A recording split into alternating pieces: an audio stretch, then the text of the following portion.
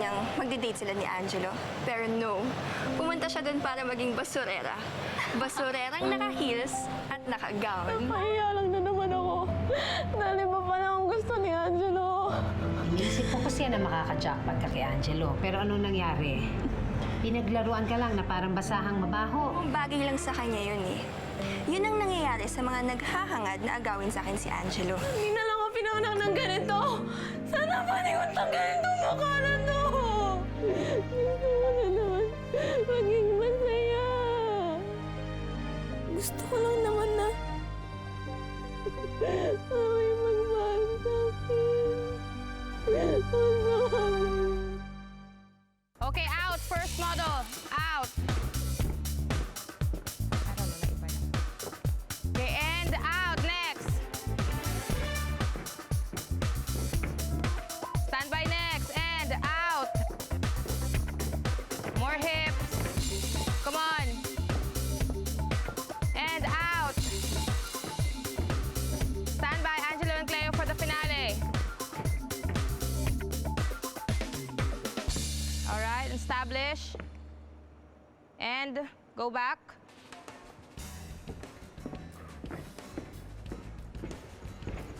And that's it. Well, have you seen Jessa? Malapit na mag-start ang fashion show. And yet wala pa rin siya dito. I've been trying to call her too, pero hindi siya sumasagot. Hindi may ginagawa to eh. May problema ba siya sa bahay? Wala naman siya sinasabi sa akin. Pag makontakt mo siya, tell her I want to talk to her. Okay. Eto na pala siya eh. Let's go.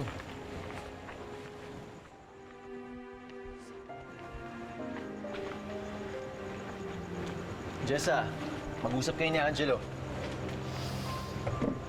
Jessa, late ka na naman. What's wrong? Sorry po sa abala. Nagpunta po ako dito ng personal para... Gusto po mag-resign. Mag-resign? Bakit? Nahirapan ka na ba? Akin na lang po yun. Huwag po kayo mag-alala. Tutulungan ko kayo maghanap ng kapalit ko. Hindi ako papayag.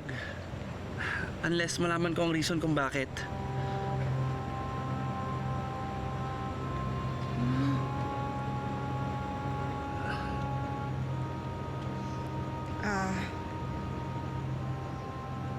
Ayaw po kasi ni Cleo na may umaali-aligid sa inyong babae. Selosa po yung girlfriend niyo. Hindi ko na girlfriend si Cleo.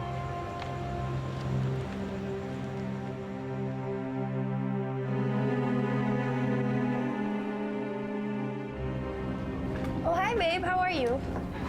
Can you please stop calling me babe from now on?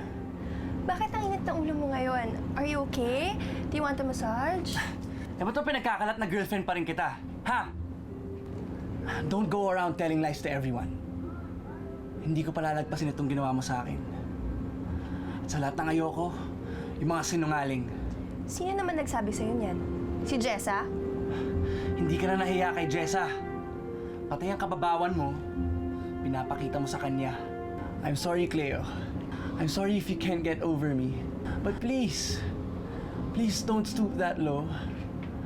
Dahil lalo mo lang ako binibigyan ng rason para iwan ka. I'm sorry, Angelo.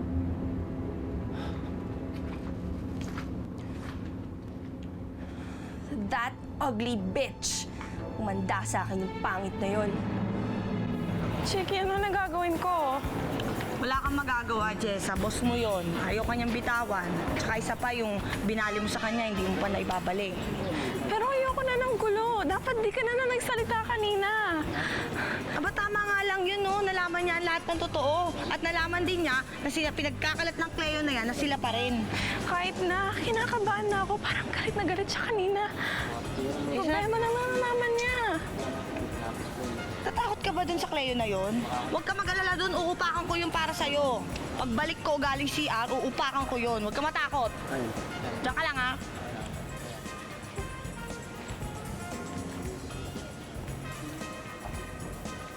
You dirty little scum. You really have the guts to drag your freaking face here? Wala ka rin takot, ano? Nagpakita ka pa talaga sa akin. Dapat hindi na, dahil ibabaong ko yung pangit na mukha mo sa lupa. Talagang sinumbong mo pa ako kay Angelo, hayop ka. Sinisiraan mo ba talaga ako sa kanya? Nagmamaganda ka na naman. Ikaw na nga itong pinaglihi sa halimaw eh.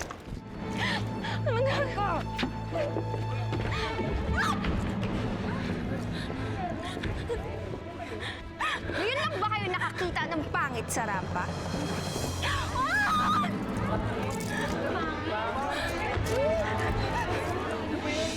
Hindi siya model. She's nothing but a low-life freak of nature. Huwag kayong matakot sa kanya. Hindi siya nananakmal. Ang gusto lang naman niya ay agawin ang lalaking para sa akin. Hindi totoo yan! Akala mo kung sino maganda? Tama na, Cleo! Wala naman akong ginagawa sa'yo! Kulang pa yan sa'yo, Jessa. Tandaan mo, wala kang karapatan kay Angelo dahil pangit ka, pangit ka, pangit ka! How could you do that? Napaka-desperado ng babae. Masyado ka kasing mabait kay Cleo eh. Alam mo, dapat noon pa lang, iniwasan mo na yun eh. Well, I respect her as my ex-girlfriend. Pero parang naisip ko lang na kailangan pa niya ng time para makaget over sa akin. Eh, hindi ko naman expect na gagawin niya sa akin to eh. Batid talaga mga sinungaling. Wait, nagsiselos ba si Cleo kay Jessa? Yun nga eh. Kay Jessa talaga? Well, sabi ni Jessa, nagalit daw sa kanya si Cleo kasi umaligid siya sa akin. Pero parang hindi siya aligid sa akin, eh, assistant ko siya. Eh, si Jessa ayaw naman ng gulo, so magre-resign na lang daw siya. Tingin ko, baka lalo pang pag-initan ni Cleo si Jessa. Lalo na ngayon, di mo siya pinayagang mag-resign.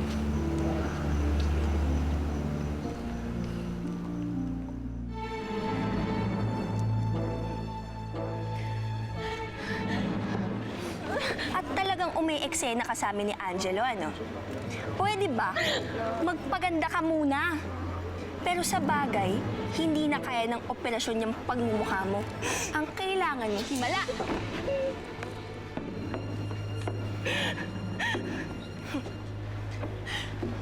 Hoy, Cleo! Tumigil ka na, ah! Hindi ka na nga nilalabanan eh! Pwede ba? Get your filthy hands off me. Kung sino ka man, pwede bang ilabas mo na tong pangit mong kaibigan? Dahil lahat kami dito, nahahawa sa kapangitan niya. Jessa, lumayas ka na. Hindi to peri ang pinasukan nyo. Bumalik ka na sa circus o kung saan man kulungan ka nang galing. Dahil hindi kayo bagay dito sa mundo namin ni Angelo. Hindi pwede ang pangit dito. Hindi pwede ang pagmumukha mo dito.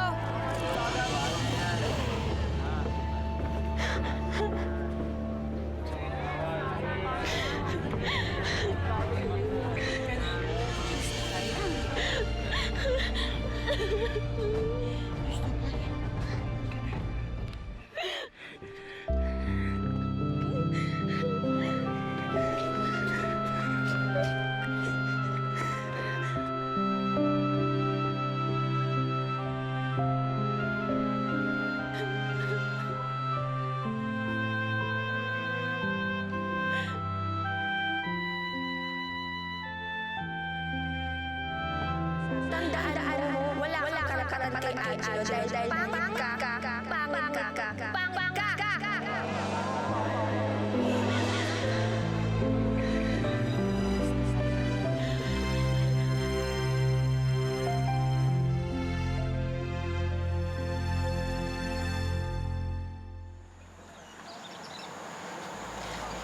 Jessa,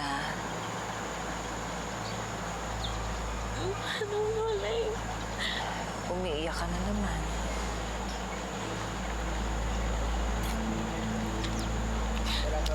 Kamusta po kayo?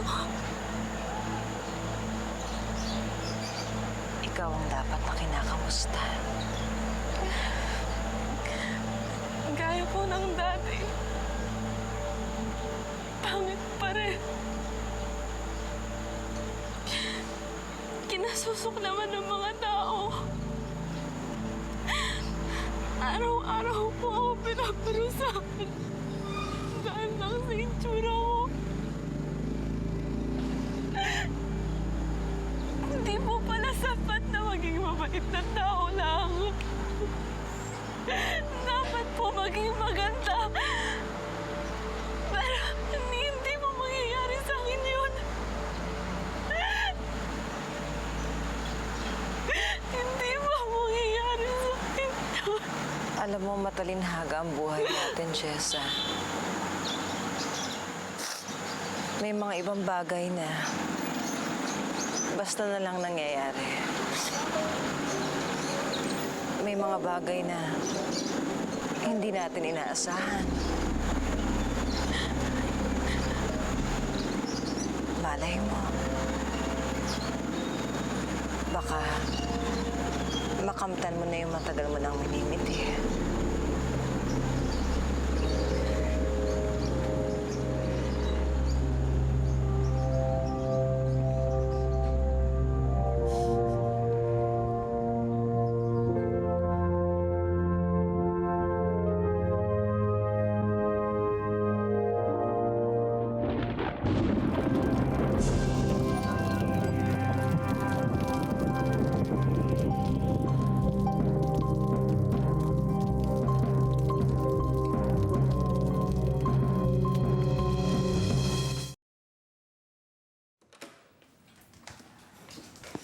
Angelo!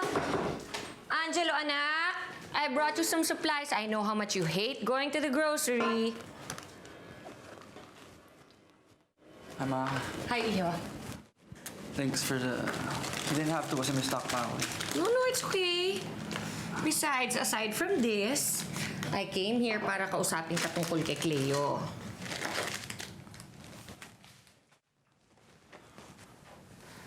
Totoo bang nag-away kayo dahil sa pangit mong alalay? Is this the same girl that I sent flowers to? Yes, ma. Her name is Jessa. PA ko siya. At talagang sinabi sa inyo ni Cleo to, ha? Yes, so totoo nga. Nag-away kayo dahil sa alalay mo. Yes, ma. Gusto mo naman yung paalisin ng PA ko. Nagseselos kasi siya kay Jessa. Oh, so di dapat. Tinanggal mo na lang si Jessa sa trabaho. I hope you did that. Of course not. Between her and Jessa, mas pipiliin ko na ang PA ko. Ugali pa lang, layo na. What? Wait a minute. Angelo, can you stop that for a minute? Let's talk properly, Iho, ha? Are you telling me na mas pinili mo ang pangit mong PA kesa sa ex-girlfriend mo? Are you in love with this woman? Ma, ano bang klaseng tanong yan? PA ko lang siya. And besides, mas pipiliin ko naman si Jessa kasi mas may silbi siya kaysa kay Cleo. Si Cleo ay puro invento lamang para ma-please ang kanyang sarili. Okay. So I'm glad. Klaro, hindi ka in love sa PA mo. Dahil alam mo, sa kwento ni Cleo tungkol dyan sa PA mong yan, napakapangit daw. Baka daw atakihin ako sa puso kapag nakita ko siya, ha? Angelo, hey, remember, I do not want my son dating ugly women. Okay? Okay? I'm not kidding.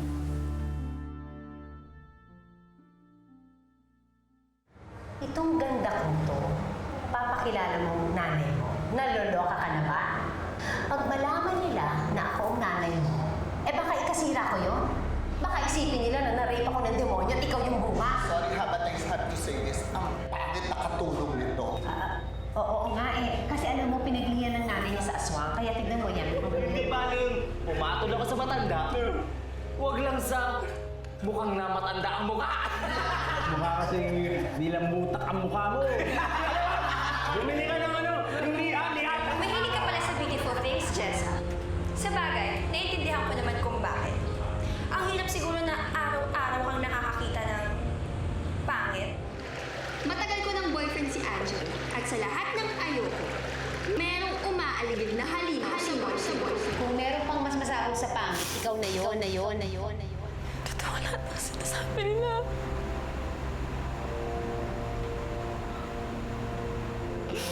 Dahil Sinumpa akong ganito ang mukha ko.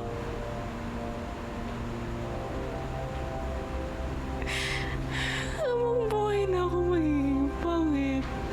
Habang buhay na akong pangit. Walang magmamahal sa akin.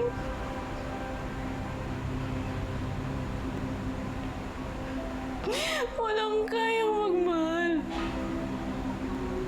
Na ganito ang itsura.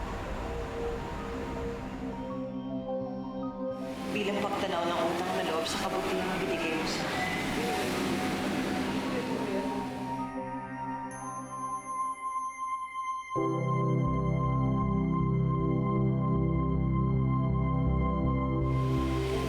Matutulungan ka ng lusang ito.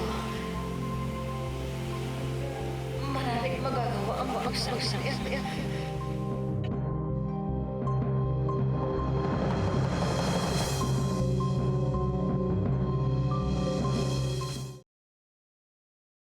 Grabe naman yung panglalait niyo, ma. Hindi niyo pa nga nakikita ng personal si Jessa eh. I don't need to see her to know that she's a bad influence on you. Kaya gawin mo na lang ang gusto ko, pwede ba? Just get rid of her. Alam mo ba, it's such a bad image for you to be associated with someone as ugly as her. Kinokontradict niyo ata ang sarili niyo. Hindi ba't involved kayo sa isang charity na tumutulong magpagamot sa mga batang may cleft palate? Oh my God, my son. I do that charity for the greater good of this world. Para mabawasan ang mga pangit sa mundong ito. Ano ka ba? Kaya pala gusto niyo si Cleo para sa akin. Dahil pareho kayo mababaw. Look, say what you want, but do what I say. Fire her, okay? I'm sorry, ma. But I'm not firing Jessa.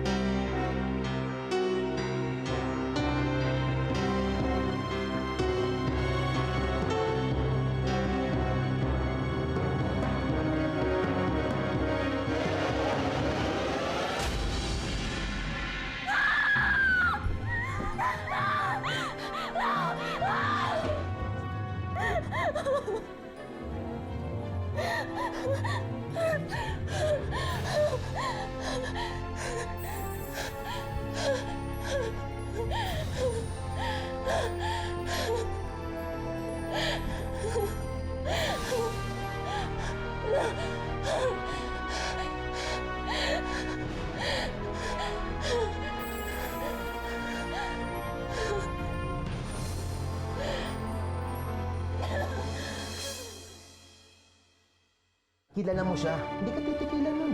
May shoot kami ni Angelo. There's kissing involved. Pag natikman ni Angelo yung mga labi ko, he'll be mine again. Bakit ba kasi hindi mo papalitan si Jessa? Alam mo, if you do that, hindi mo na kailangan problemahin yung mom mo, pati na rin si Cleo. Isa lang yan sa dalawa, Jesse. Pwedeng minumulto ka nga niyang blusa na yan. Baka namamalik. Mata lang talaga ako. No! Kung nagpapaganda talaga siya. Jessa, kung nakakapagpaganda talaga yung blusa, no more tears ka na. Nawawala yung blusa.